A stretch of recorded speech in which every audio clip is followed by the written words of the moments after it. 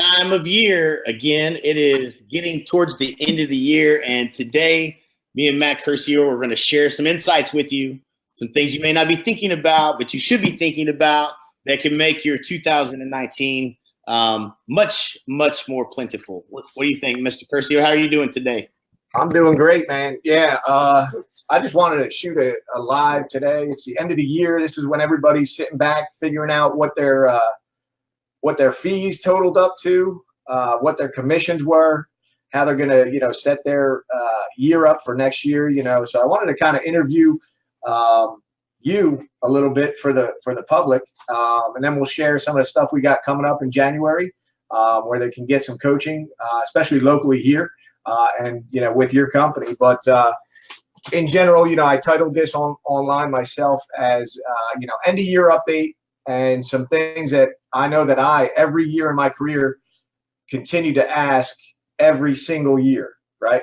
And the main questions were basically, is it time for me to ask my broker for a raise, or a reduction in my fees? I was at a fee-based company.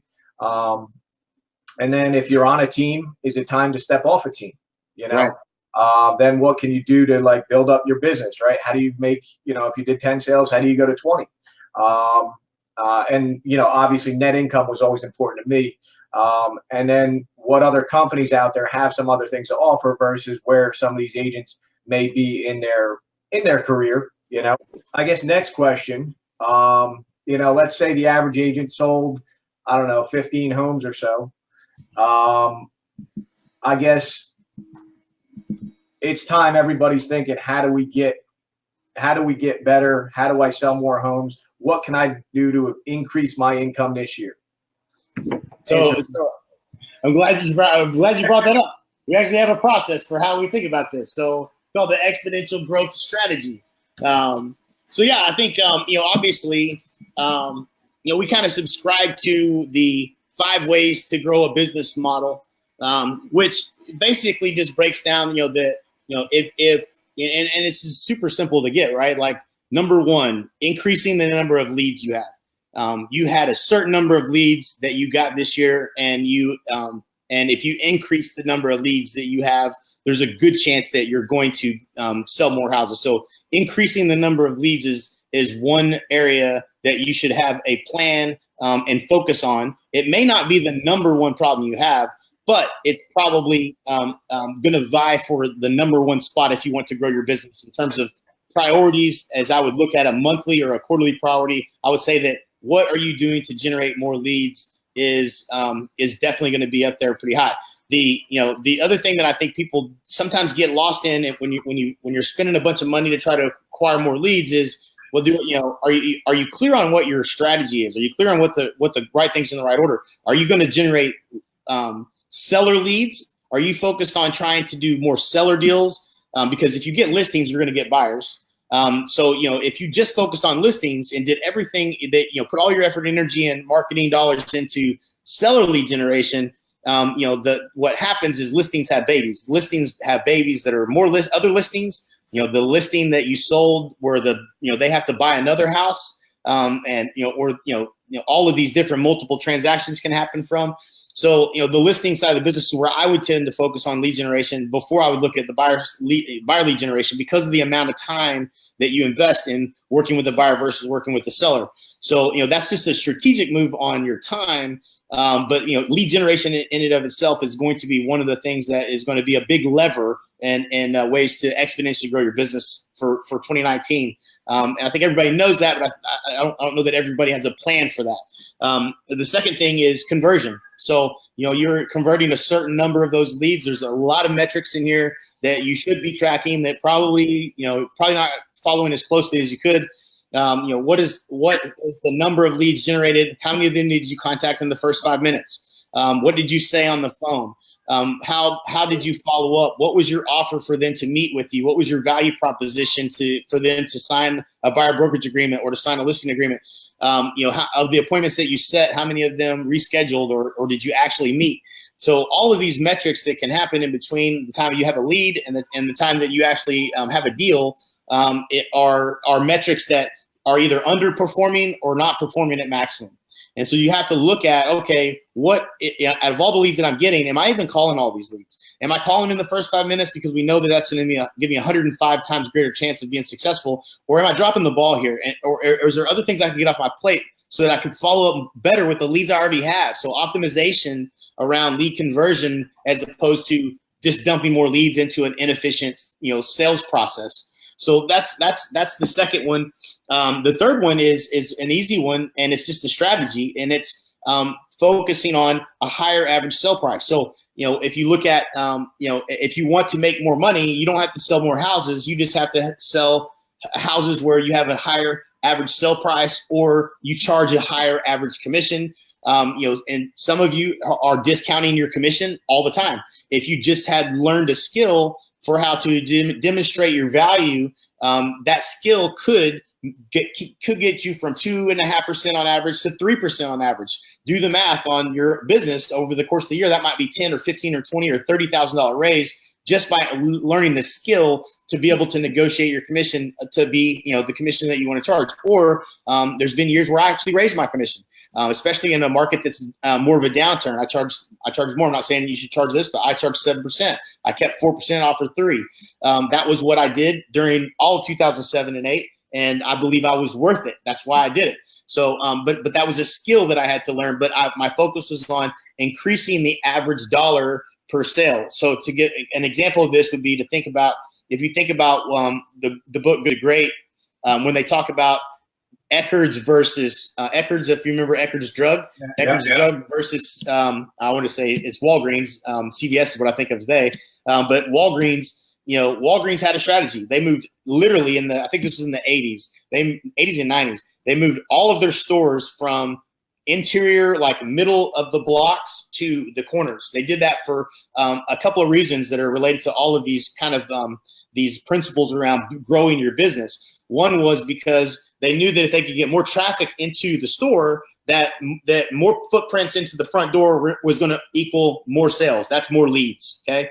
And the other thing that they recognized, this is way back when, was that if they did photo development, and this will be the next one actually, but the photo development got you to come into the store 2 more times than you normally would, because you come in, drop your photos off, you'd spend $30. You come in and pick them up, you spend $30 again. They knew every time someone came in the store, you were going to spend $30.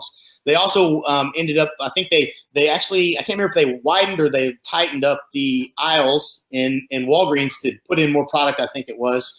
And so they had more things that you could buy while you were there. So they increased the number of options you have. They increased the average dollar spent in the store from $20-something to $30-something. And so every time you came back, they were making more money per footprint through the front door. So, in our business, in real estate, as you think about that, the average sale price is really, buying more retail items. The same reason that Walmart puts milk at the very back of Walmart is because they want you to walk all the way to the back of Walmart to get your milk, and then have to come by all this gauntlet of all this other stuff to get out of the store. They know you're going to spend more dollars if they do that. If they put milk in the front of the store, people would just come in, get their milk, and leave. And that's how they increase the point of sale, how much per person at the checkout. And so in our business, you can do that by focusing on a higher average sale price. Focus on getting listings in an area that has a higher average sale price. Focus on being able to charge a higher commission. You can what I ultimately ended up doing, the extreme of this, I ended up buying a mortgage company and a title company. So I made the money on every time, I made as much money that was being made in that transaction outside of the commission, all the way through to the title side, where I was making that money and the mortgage on the buyer and the money on the real estate commission. You can add a transaction fee to every deal that you do, which is going to increase the overall dollar amount per sale. So again, you're just trying to say, okay, well, I only made $5,000 per deal this year. How do I take that to 7 next year? How do I get to 7,500? How could I increase that by 50%? That would make an immediate huge difference in your business. But you have to have a strategy to focus on that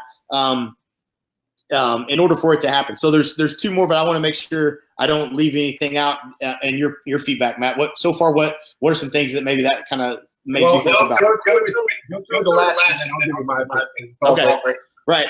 So it's the number of transactions. So this is called frequency of purchase. So the Walgreens example was they knew that they had to come in to drop their photos off, They knew that if it was more accessible, they're more likely to stop in there more often. And, they know they got to come back and get their photos. So they were getting a customer to come into a Walgreens 3 times, 4 times a month, where they might only come to Walgreens once a month in the past. So they increased that frequency of sale. In real estate, much harder to do, right? People buy a house, but they don't usually buy another one for 7 years, except that there are certain subsets of the market where there are repeat business that's completely repetitive. A builder client, for instance, if you have a new construction builder that you work with, they give you multiple deals at a time. Sometimes every single month you got a consistent client there that's giving you multiple transactions. You've got people that buy from you that ultimately could be buying another investment property from you. That's an angle of trying to turn a customer into an investor and investing in real estate. You have REO business, although it's not my favorite choice for maybe the focus, but it is repeat business. I mean, it's so repeat that you tend to forget about retail, and your whole whole business dries up because you're just living on REO until the market shifts again back into the favor of the banks and whatnot, and then there's not any REOs like we're dealing with today in the last 3 years. But that's again repeat business. They're consistently giving you deals. I always had an investor is another one. So I had investors that would buy every month. If I could find them 1 or 2 deals, they would buy. And so that was a good customer to have because they represented 20 plus transactions. But then they would remodel those houses because I had one good flip customer that he would buy, then he would relist it with me because that was the deal we made. If I find you the deal, and then I would double end it because by the time it was finished, I had a buyer because it was a brand new remodel. It was a great looking house. So I'm getting 3 transactions out of that. So that was a huge chunk of the business. And if you don't have that relationship with someone, that's an area of the business that you could definitely focus on. And the last one, is net profit. So, this is real simple. The cost that you're incurring, where we started this conversation, which starts at the brokerage level. A lot of people don't start there, which I love the way you started this conversation, Matt, because, most people are giving away a ton of money to the brokerage. And, and some people are going to be listening to this going, man, you're so right. I know I am doing, because I'm doing all this business myself. The brokerage didn't give me any business. Some brokerages, they're giving you a deal here or there, or they're giving you some leads, but you're not closing any deals, and stuff like that. You just got to do the math. And it starts at how much money am I paying to be where I'm at? And as much as you like people, this is a business. You got to treat it like a business. You need to put yourself in the best position to earn the most amount of money and be as successful as you can. You can't leave money on the table. And so, it starts with that. But net profit, then it becomes just more optimization and more optimization and more optimization. What things are you doing? Are you doing things at maximum? Are you paying for things? Show me your credit card bill. You and I both know that your credit card bill, you got some stuff on there you ain't using that you should be canceling. Just be efficient. You know what I'm saying? Treat your business like a business. And, really try to tweak and control that net profit. The biggest mistake I see in net profit is the number of buyer agents and the focus around generating buyer leads for your team versus getting listings that are 100% of the commission goes to the bottom line.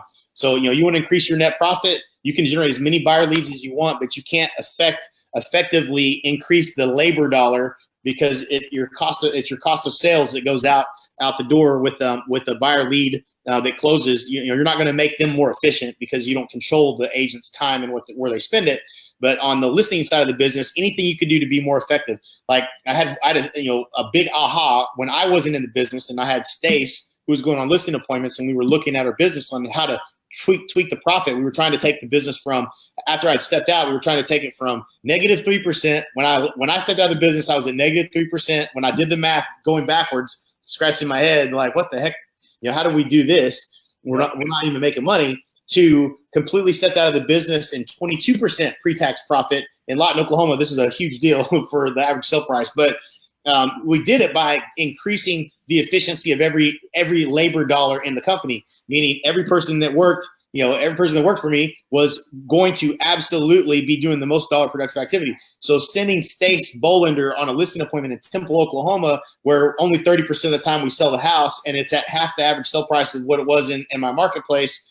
You got to send a courier out there and gas and time and that you're spending for that to put sign and lockbox up. You got to go pick that up. A year later when it doesn't sell, you start saying, okay, we're just not going to do that business anymore. It's not worth it to us. And in doing that, I gained 4 or 5 hours labor dollar back in employees that could have been redirected into areas that were higher return on that labor dollar. So those are the 5 things that those are covering a pretty wide gamut there of different scenarios. But hopefully it's getting you thinking about how you could be saving more money, netting more money in your business. Yeah, I agree with all that. Obviously I've been a huge NAEA and Kinder Reese guy for years, so I've seen this a lot over the years. And I guess my only comment to that, to increase your income, one thing we didn't get into at all is coaching. I truly believe in coaching a lot. KinderReeseCoaching.com, is that still a link? Yeah, KinderReeseCoaching.com. Yep. So Cameron, if you want to throw that up there for everybody, we'll throw that up in the comments so everybody can jump in and get some materials from you so they can learn how to grow their business and maybe get a printout of that, the card that you got there. Yeah. And then what's it called? And also CRMs, right? CRMs are big. So I would say, everybody, if once you're past about 15, 20 transactions, you need to systemize your business. I happen to use Market Maker. I think that's marketmakerleads.com. We'll double check that too. But it's a software that I personally control my whole business with. I have, from the point I have a listing appointment to the when I take it to when it goes pending, there's steps for the admins in here and myself to follow. And that goes along with, when a buyer lead, inquires about a property. This morning, I think I've already gotten, and you can attest to this, the messages that come into my system. Hang on, let me get my phone. Matt's Market Maker. I was getting all the text messages of all the leads that you're generating, which I hope somebody's calling all those because you were getting a ton of them. Yeah, so we have automated messaging going out to them, text messages and everything. So that will help you grow your business.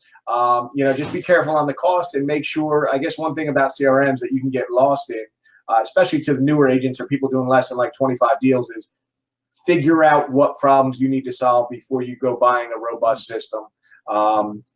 Because you can end up with a system that can do 1,000 different things where you're going to use 10% of it and the cost is just not something you need to invest in. So, all right, down to I guess the last question I said we'd answer.